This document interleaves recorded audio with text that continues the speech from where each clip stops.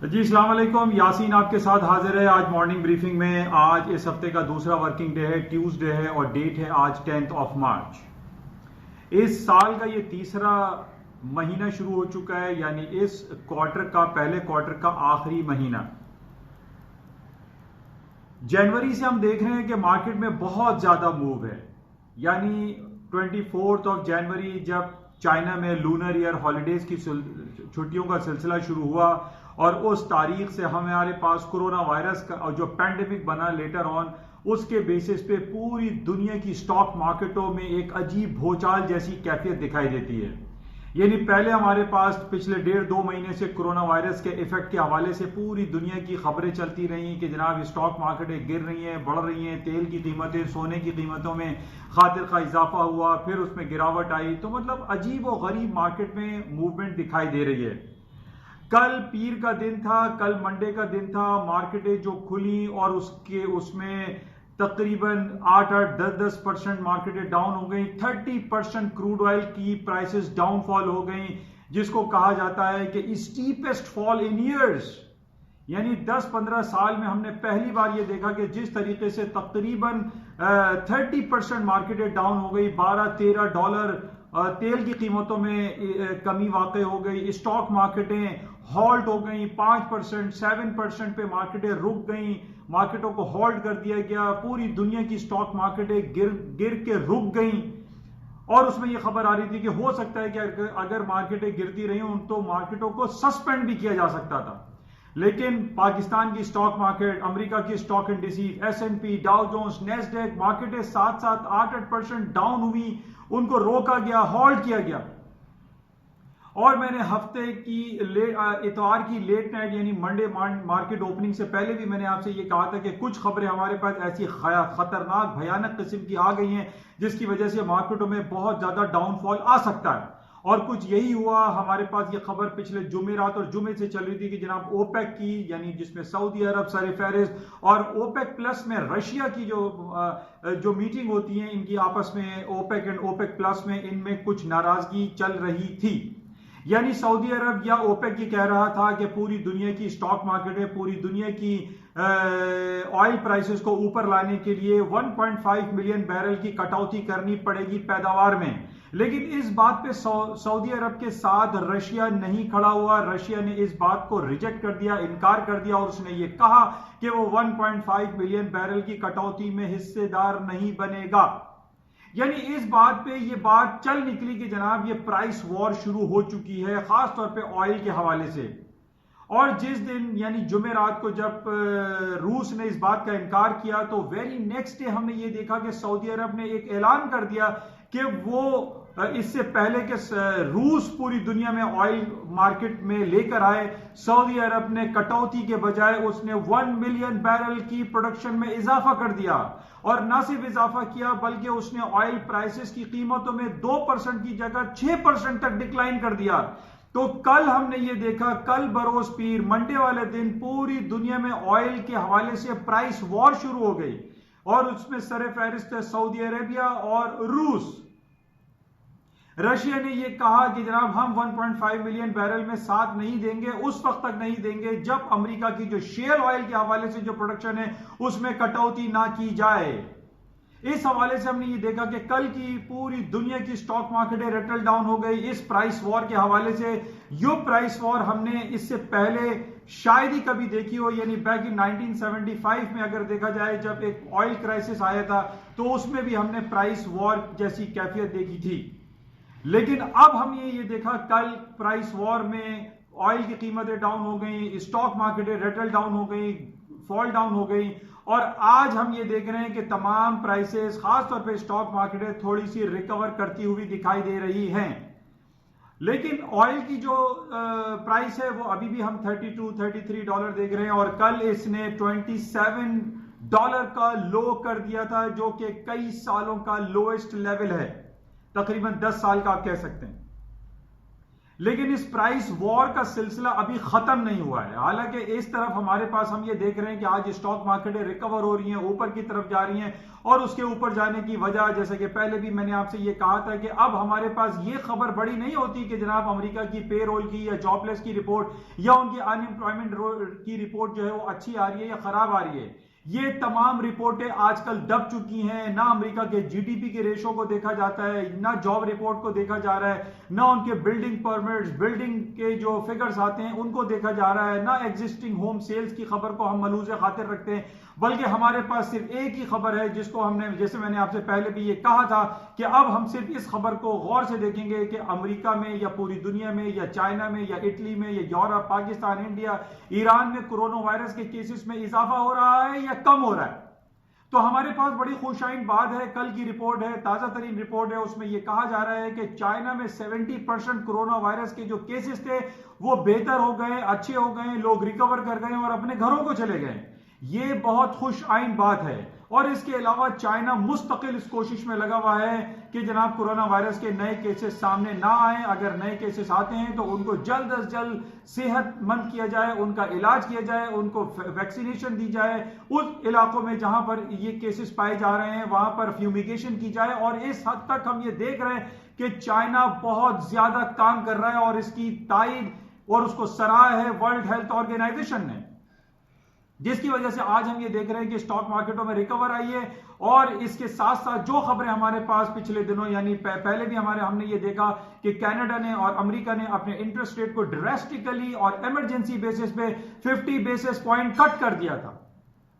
और अब हमारे पास ये खबर आ रही है कि ना सिर्फ अमेरिका दोबारा अपने इंटरेस्ट रेट कट करने जा रहा है बल्कि 0% तक भी कर सकता है, और किसी वक्त इमरजेंसी तौर पर भी अमेरिका अपने इंटरेस्ट रेट दोबारा डिक्लाइन कर सकता है। अब हमारे पास ये डेट है 17 मार्च की। 17 मार्च हमारे पास दो हवाले से बहुत ज्यादा इंपॉर्टेंट है। 17 मार्च को पाकिस्तान की सेंट्रल बैंक भी अपने इंटरेस्ट रेट के कट के हवाले से अनाउंसमेंट करेगा, और उसी दिन अमेरिका भी अपने इंटरेस्ट रेट के कट के हवाले से अनाउंसमेंट करेगा। लेकिन हमें यह पता है कि जिस तरीके से जो भूचाल जैसी कैफियत पूरी दुनिया में इस वक्त चल रही है, पूरी दुनिया की स्टॉक मार्केटें गिरी पड़ी हुई हैं, तेल की कीमतों में प्राइस वॉर चल रहा है, तो इस हवाले से हम ये समझ सकते हैं, हमारे अंदर ये फीलिंग हो सकती है कि अमेरिका दोबारा कोई एक इमरजेंसी इनिशिएटिव ले सकता है और 50 बेसिस पॉइंट इंटरेस्ट रेट दोबारा से कट हो सकता है। और इसी वजह से आज हम देख रहे हैं कि पूरी दुनिया की स्टॉक मार्केटें दोबारा ग्रीन टेरिटरी में चल रही हैं, मार्केटें जो है वो पॉजिटिव हुई हैं। और इसकी खबर यही आ रही है कि न सिर्फ अमेरिका और कनाडा दोबारा इंटरेस्ट रेट कट कर सकते हैं, बल्कि इस दफा आज हमारे पास जो खबर है, यानी अभी जो थर्सडे को मीटिंग हो रही है यूरोपियन सेंट्रल बैंक की, बैंक ऑफ इंग्लैंड की, उसमें भी इंटरेस्ट रेट कट होने की खबरें वाज़ेह होती चली जा रही हैं। और इससे पहले भी हमने 2-3 महीने पहले यह देखा था कि डोनाल्ड ट्रंप साहब की तरफ से बहुत ज्यादा प्रेशर दिया जा रहा था फेडरल रिजर्व बैंक के ऊपर कि जनाब वो अपने इंटरेस्ट रेट को 1% तक डिक्लाइन करें। और आज वो वक्त आ चुका है और ये बहुत अच्छा मौका है फेडरल रिजर्व बैंक के लिए कि जनाब जब पूरी दुनिया कोरोना वायरस और प्राइस वॉर के हवाले से लपेट का शिकार है, उसमें ये इंटरेस्ट रेट 50 बेसिस पॉइंट भी कट कर सकता है। तो बहरहाल हमें बहुत गौर से देखना है और तमाम खबरों को बहुत क्लोजली वॉच करना है कि कहां पर क्या डेवलपमेंट हो रहे हैं, क्या एक्टिविटीज हो रही हैं, और अमेरिका और पूरी दुनिया की स्टॉक मार्केट में क्या कुछ हो सकता है। बहरहाल जहां तक प्राइस वॉर की बात है, रूस में और सऊदी अरब के दरमियान ये प्राइस वॉर अभी तक इंटैक्ट है। इसको हम ये नहीं कह सकते कि जनाब रूस ने और सऊदी अरब ने प्राइस वॉर की कैफियत को खत्म कर दिया है। तो इस हवाले से क्रूड ऑयल की प्राइसेस को हम ये कहें कि जनाब ये 26 का डॉलर का जो इंपॉर्टेंट लेवल है वो टच नहीं होगा और मार्केटें ऊपर जाएंगी, तो ये खारिज इम्कान है, ये सब कुछ हो सकता है। मार्केटें $26 भी जा सकती हैं, मार्केटें $41 जहां से मार्केट गिरी थी वहां भी इसको पहुंचाया जा सकता है। बहरहाल हमें यह देखना पड़ेगा कि क्या सऊदी अरब में और रूस के दरमियान ये प्राइस वॉर की कैफियत कब तक बरकरार रहती है, या इनके अंदर कोई तब्दीली आती है, या कोई सॉफ्ट कॉर्नर आता है, या उनकी तरफ से कोई नर्म कोई कमेंट्स आते हैं जिसके बेसिस पे माइट पॉसिबल के क्रूड ऑयल के प्राइसेस वही $41-50 का लेवल जो इसने ब्रेक करके मार्केट $27 तक आई, मार्केट माइट पॉसिबल $41 तक भी जा सकती है। लेकिन अगर ये इंटैक्ट रही प्राइस वॉर रूस और सऊदी अरब के दरमियान तो मार्केट $26 को भी टच कर सकती है।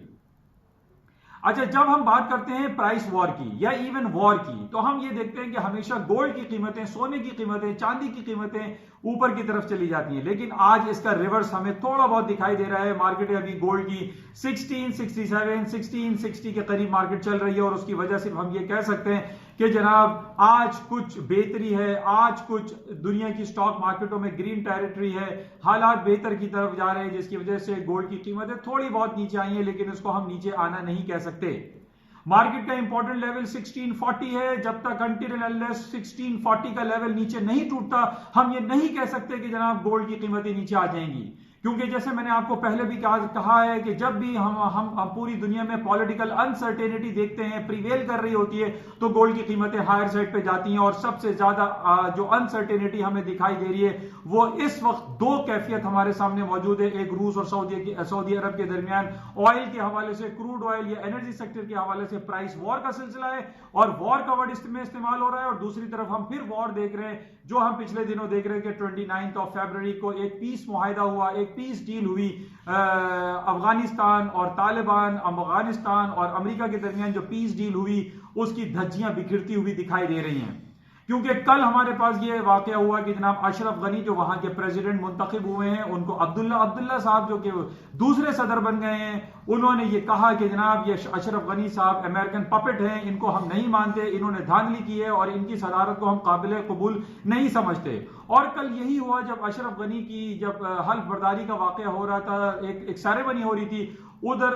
करीब में कुछ धमाके भी हुए, कुछ अटैक्स भी हुए और जनाब वो तकरीब जो है मुनासिब अंदाज में ना हो सकी। और उसी के पैरेलल कल हमने ये देखा कि जनाब अशरफ गनी के साथ साथ अब्दुल्ला साहब जो हैं वो भी हल्फ बर्दारी की तकरीब अलग से कर रहे थे और वो कहने लगे कि जनाब वो अब अफगानिस्तान के सदर हैं। अब एक बयान में दो तीरें कैसे रह सकती हैं? तो यहां भी वॉर जैसी कैफियत है। वो पीस डील जो हम 29 फरवरी को समझ रहे थे कि जनाब बहुत अच्छा हो जाएगा, अफगानिस्तान में अमन आ जाएगा, लेकिन वो अमन अभी होता हुआ दिखाई नहीं दे रहा, जिसकी वजह से हम ये कह रहे हैं कि जनाब गोल्ड की कीमतों में वो खातिर खा कमी अभी वाकई नहीं हो सकती। इसी तरीके से हम देख रहे हैं कि सीरिया में, इसराइल में, फलस्तीन में, यमन और सऊदी अरब में हालात की संगीनी हमें दिखाई देती है। और इसके साथ साथ जो हालात की संगीनी हमें सऊदी अरब के अंदर दिखाई दे रही है, उनकी रॉयल फैमिली में दिखाई दे रही है, जहां पे उन्होंने तकरीबन 10 से 15 रॉयल फैमिलीज के लोगों को डिटेन कर लिया है। मोहम्मद बिन सलमान ने अपने ही तमाम दोस्तों को, अपने ही तमाम रिश्तेदारों को कैद कर लिया है, पकड़ लिया है और कहा यह जा रहा है कि उनके ऊपर बगावत के मुकदमे चलाए जाएंगे और बगावत के मुकदमे चलाने के बाद अगर यह साबित हुआ कि उन्होंने बगावत करने की कोशिश की तो उनको सरेआम या उनको फांसी तख्तेदार पे भी लटकाया जा सकता है। बहरहाल ये अनसर्टेन सिचुएशन मार्केट में चल रही है, जिसकी वजह से हम ये कह सकते हैं कि जनाब गोल्ड की कीमतें खातिर खा नीचे की तरफ नहीं आएंगी। टेक्निकल ग्राउंड पे 1640 के नीचे के स्टॉप्स लगा के गोल्ड को खरीदा जा सकता है। लेकिन जैसे कि मैंने आपसे पहले ये कहा, आखिर में आपको ये जरूर बताऊंगा कि जनाब जैसे मैं आपसे हमेशा ये कहता हूं कि आजकल हमें ये खबर नहीं देखनी कि अमेरिका की पेरोल या उनके डेटा क्या आ रहे हैं, हमें इस पे नजर रखनी है कि क्या कोरोना वायरस के केसेस कम हो रहे हैं या ज्यादा हो रहे हैं, जिसके बेसिस पे पूरी दुनिया की स्टॉक मार्केटें हायर साइड पे जा सकती हैं। प्लस इस हफ्ते हमारे पास इंपॉर्टेंट न्यूज रहेगी कि दुनिया के इंटरेस्ट रेट की कटौती के हवाले से बहुत सारी बातें चल रही हैं। अमेरिका इंटरेस्ट रेट किसी भी वक्त माइट पॉसिबल, ये बातें चल रही हैं कि माइट पॉसिबल किसी भी वक्त वो हंगामी तौर पे दोबारा इंटरेस्ट रेट कट कर सकता है और अगले 17 तारीख को आने वाली मीटिंग में भी अमेरिका की काफी कवी उम्मीदें कि वो इंटरेस्ट रेट डिक्लाइन कर देगा। बहरहाल इन तमाम खबरों पे और हालात व वाकयात पे नजर रखेंगे और देखते रहेंगे कि मार्केट किन लेवल्स पे ट्रेड होती है और किन खबरों पे मार्केट मूव करती है। और इंशाल्लाह राब्ते में रहेंगे। और जाते हुए मैं आपसे ये जरूर कहूंगा कि इस YouTube चैनल को, जिसका नाम NI और मार्केट बाय यासीन है, और फेसबुक पे इसका पेज भी है NI और मार्केट बाय यासीन, उसको भी आप लाइक करें, शेयर करें, उसको देखिए, वॉच करें, क्योंकि ये उर्दू और सहल अंदाज में आप लोगों को मुख्तसर वक्त में ये पता चल जाता है कि पूरी दुनिया में इस वक्त क्या हो रहा है और किन बेसिस पे मार्केट मूव कर रही है। इंशाल्लाह राब्ते में रहेंगे। Thank you.